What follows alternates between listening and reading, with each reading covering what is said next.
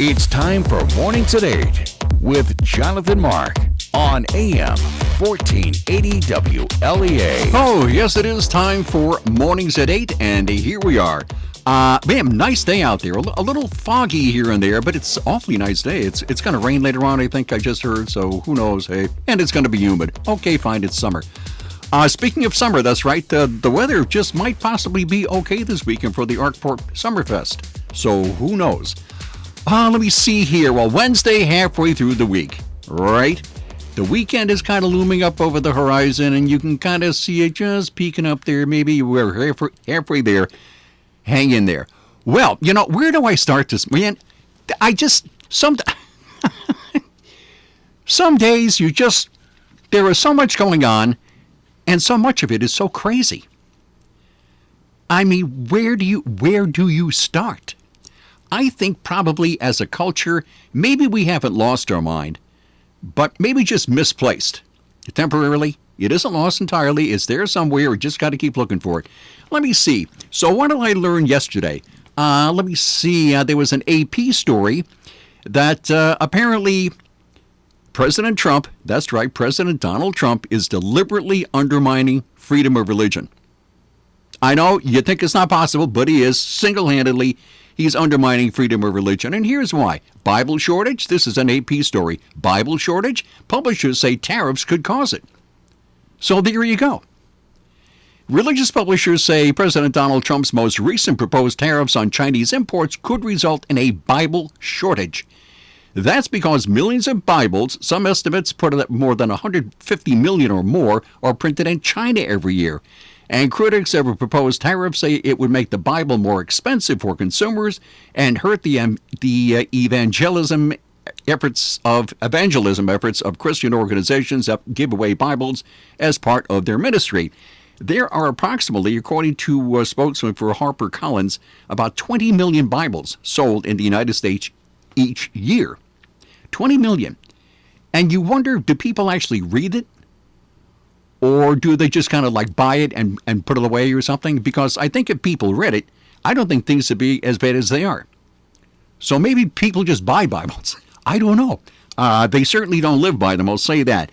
Let me see. Biblica, the International Bible Society, is a charitable religious organization that gives away Bibles to people in 55 countries. China represents 72% of the group's investment in Bible publishing, according to Biblica President and CEO Jeff Morin.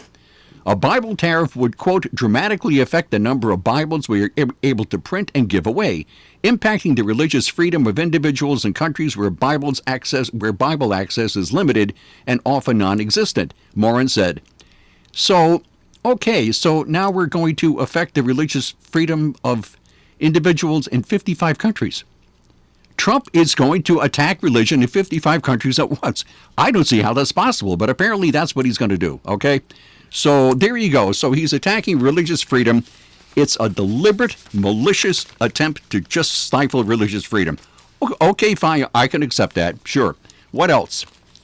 Well, let me say, this is kind of a theme this morning. There's a lot of Trump-type stuff here and related stories, and I got a boatload of them. Okay. This was from Reuters. There we go again, Trump's July 4th celebration.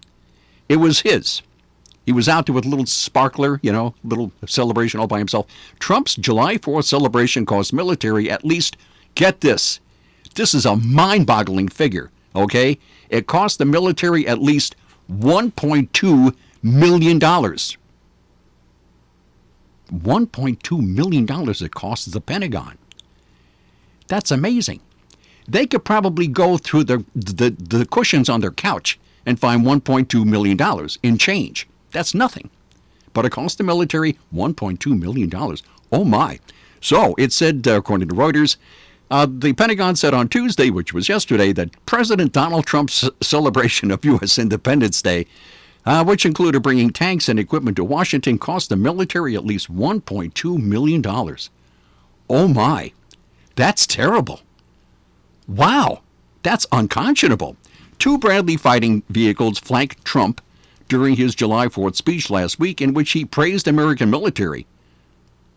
Oh, wow. Despite having himself avoided the draft during the Vietnam War with bone spurs in his feet.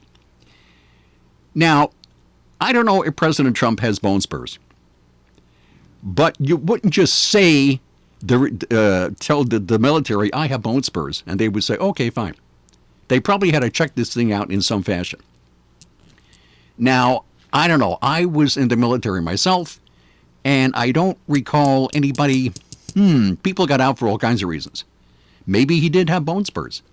It'd be hard to be in the military if you have a hard time walking, okay? I don't know. Maybe he did or maybe he didn't. But let me see. So he praised the American military despite having himself avoided the draft during the Vietnam War. Who else avoided the draft in the Vietnam War? Oh, yeah. Ooh. Wait a minute. Was it Bill Clinton? Oh, my. Oh, wow. Bill Clinton, too.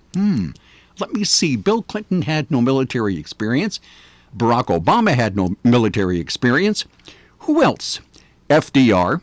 I made a list here. FDR, Herbert Hoover, Cal Coolidge, Warren G. Harding, Woodrow Wilson, William Howard Taft, Grover Cleveland, John Adams had no military experience. Thomas Jefferson had no military experience. So having no military experience is not really preclude you from being president of the United States and praising the military, right? I don't think so.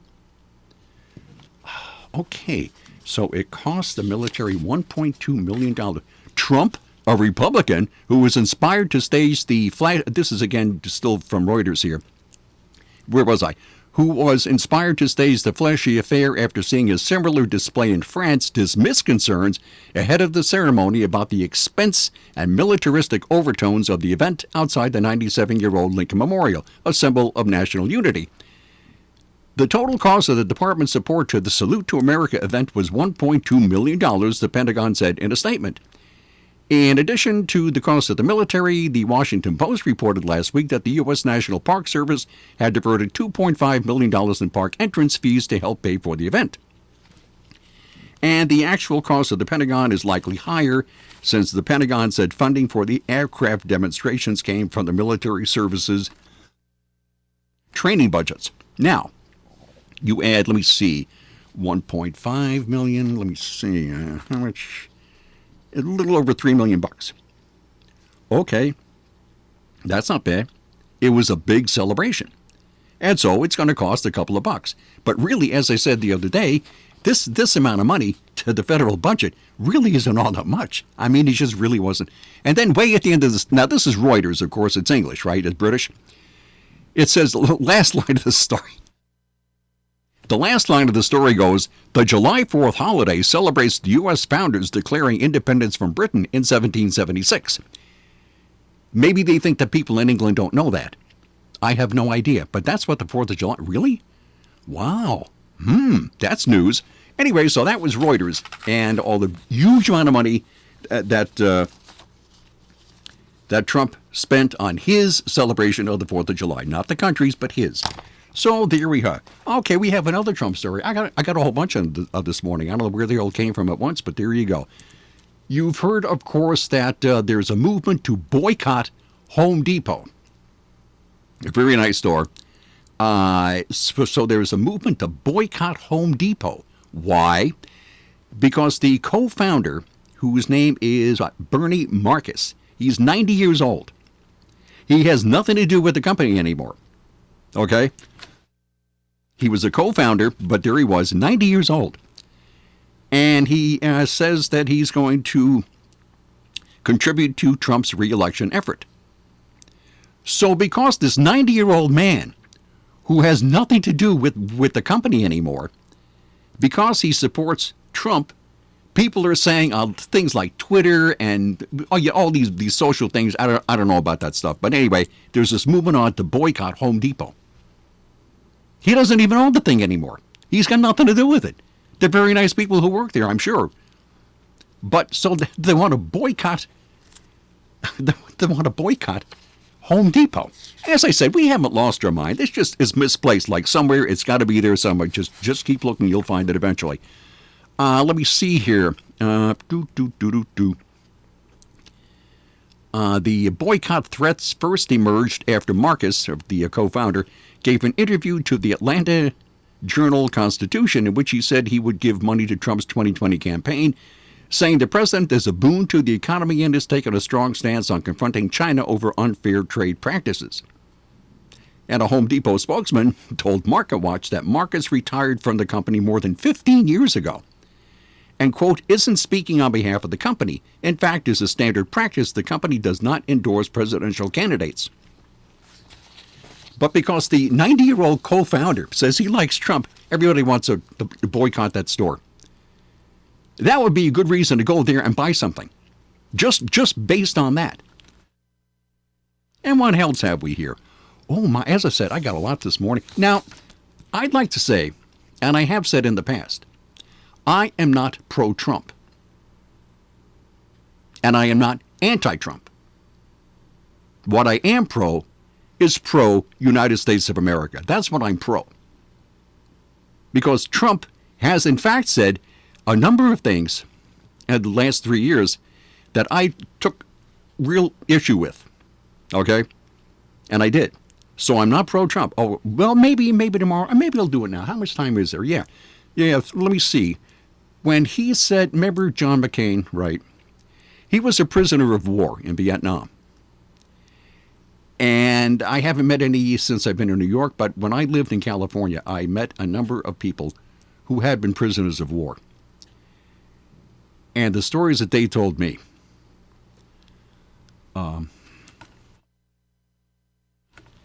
it isn't something you'd want to do. So what candidate Trump said that about McCain, which is why McCain turned against him, I would bet $1 million on it. He said that in my book, heroes don't get captured, or something along those lines. And boy, that really offended me. Okay, that was one. Let me see. The MAGA hat. Make America Great Again? I disagree with that. Why? Any guesses? Right. Make America Great Again? It is great. It was great, and it will be great, until such time we probably bring it down ourselves. So it is great. And that again stuff, I just don't get. As nice as it is, MAGA hat, red hat, bright and all that, but I don't agree with that at all. And anyway, he didn't make up that phrase. He capitalized on it. Who else used Make America Great Again? I believe it was Clinton. And I believe it was also Reagan used that phrase, Make America Great Again. So Trump, being the showman he is, say, hey, I think I'll latch on to that. So it always was great. And it is great. So I don't agree with that either. And there was one more. Oh, yes, that's right. The news media is the enemy of the people. That I strongly disagree with. The news media is not the enemy of the people. Am I the enemy? I don't think so. I don't think Brian's the enemy either. How do I phrase this? The news media is not the enemy of the people. What's the enemy of our way of government is deliberately slanted, subjective writing being fobbed off as objective writing. That is the enemy of our way of our style of government.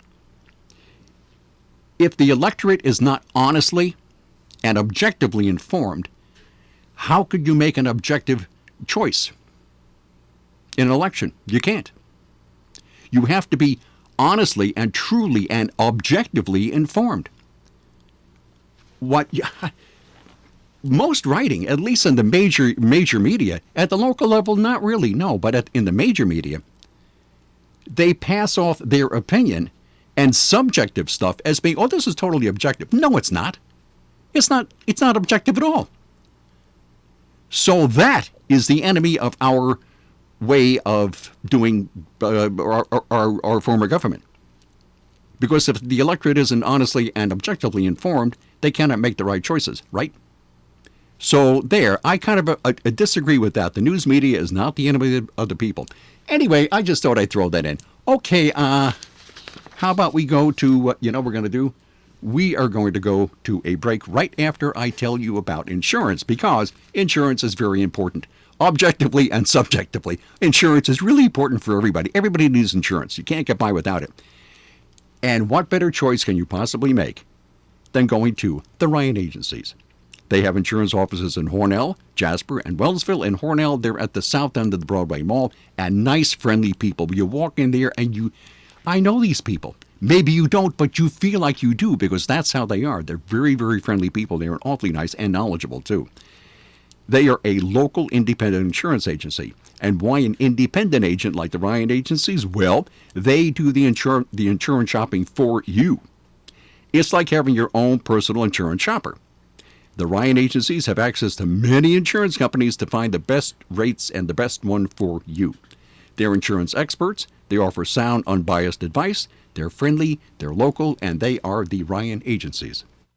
From the Fox Sports Studios in Los Angeles, here's Eddie Garcia. In the 90th Major League Baseball All-Star Game, the American League held off the National League for a 4-3 win. Joey Gallo of the Texas Rangers hit a solo homer in the 7th inning. That would prove to be the game-winning hit. Cleveland pitcher Shane Bieber, pitching in his home ballpark, was named the game's MVP. He struck out the side in his only inning of work in the 5th inning. Yankees pitcher Masahiro Tanaka earned the win. His teammate, closer Aroldis Chapman, struck out the side in the 9th. He gets the save. It's the 7th straight win for the American League over the National League. In NBA news, the Board of Governors approved the implementation of in-game challenges for head coaches for next season. Coaches may be able to challenge a personal foul charge to their team, an out-of-bounds call, a goaltending violation, or a basket interference violation. Free agent forward Marcus Morris is reportedly considering backing out of a 2-year, $20 million agreement with the San Antonio Spurs and accept a 1-year deal with the New York Knicks. And the Golden State Warriors reportedly are waiving veteran guard Sean Livingston, who was a part of 3 NBA championship teams. New to golf or seasoned veteran, you'll enjoy the casual, relaxed atmosphere of Vanderview Golf Course. 2 miles from downtown Alfred on Waterwells Road, Vanderview is a 9-hole executive-length golf course with a driving range on one side of the road and the course on the other. Family-friendly and fun recreation for everyone. Greens fees are one price for unlimited play, $9.50. High school students, only $5. Children 12 and under with an adult, no charge. You can play up to 18 holes or 9 holes with a cart and get the second 9 holes at no additional charge. Ladies and senior golfers who don't hit the long ball, Vanderview's got the executive length that's just right for your game. And new this year, a season pass for only $100. That's a lot of golfing fun for a very little bit of money. Vanderview Golf Course, 2 miles from downtown Alfred on Waterwells Road. Vanderview Golf Course. From the Fox Business Network, mortgage company Stearns Holdings has filed for bankruptcy reorganization. Stearns is blaming its financial problems on higher interest rates, which made loans more expensive. Though Stearns originates loans, USA Today says it no longer services them. Stearns plans to continue doing business while reorganizing. Fed Chair Jerome Powell begins 2 days of testimony on Capitol Hill today. Netflix will lose friends when Warner Media launches its streaming service, HBO Max, expected next year. The Wall Street Journal says Netflix currently pays Warner Media $80 million for Friends. It was streaming exclusively on Netflix for years. The Dow dropped 22 points yesterday, but the Nasdaq added 43, and the S&P was up 3. With the Fox Business Report, I'm Ginny Cosola.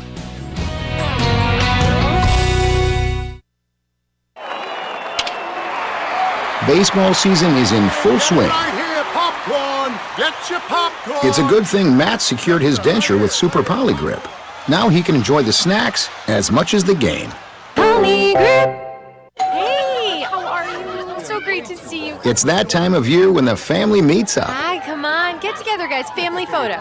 It's a good thing Jack cleans his denture with Polydent so he can enjoy the whole day with confidence. Polydent. today at Simmons Rockwell Nissan in Horseheads and Hornell. Drive away in a new Nissan Rogue lease for only $279 a month. A new 2019 all-wheel drive Nissan Rogue S model with rear cross traffic alert, blind spot warning, and touchscreen display. Lease with no money down for $279 a month for 36 months. Only tax and DMV fees are due at signing. Shop Simmons-Rockwell.com. Oh, that's right. And here we are. Okay, where was I here? Yes. How about, let me see, how much time do I have here? Okay, fine. Passenger dresses in layers to avoid airline baggage fee. This is from Travel Pulse. So you get to the airline counter to check your baggage, only to be told your bag is 5 pounds overweight. Sorry, now in addition to the baggage fee, you need to pay the penalty for being overweight. No way, said one man traveling on EasyJet. John Irvine was told his bag was 17 pounds overweight when he checked in for his flight, necessitating a fee. Irvine from Scotland decided otherwise. He opened the suitcase and put on 17 pounds worth of clothing, some 15 shirts in all. 15 shirts on a day when the temperature was 86. So, the Irvine family had been traveling back from Nice, France to Edinburgh, Scotland, when son Josh filmed his father piling on the clothing and posted it on Twitter saying his dad was, quote, sweating. I imagine so. We were coming back to Bearsden, Glasgow from France on Saturday night, and we never thought we'd be over the weight limit by 8 kilos. However much a kilo is, I have no idea. But anyway, that's what the 17-year-old told the Metro UK. He did not want to pay EasyJet charges. The lassie at the counter, that's cute, the lassie at the counter asked us if we wanted to pay extra, but my dad just looked up at her and said, watch this, and zipped open the suitcase and quickly flung on about 15 jumpers to help cut down the weight. So, once his father put on the clothes to avoid the baggage fee, they thought he was trying to smuggle something under all his clothing. So then they had to go through the security thing all over again. So there you go. That's one way to avoid having overweight luggage. It's put on all your clothes. Now, had he been traveling in winter, he would have put on, 3 or 4 coats, a couple of hats, 15 shirts, scarves, boots. That would have been really awkward. But anyway, so that's one way to get around it. Very good. Okay, that seems to be it for this morning's show, and I will see you tomorrow at 8:05. Bye.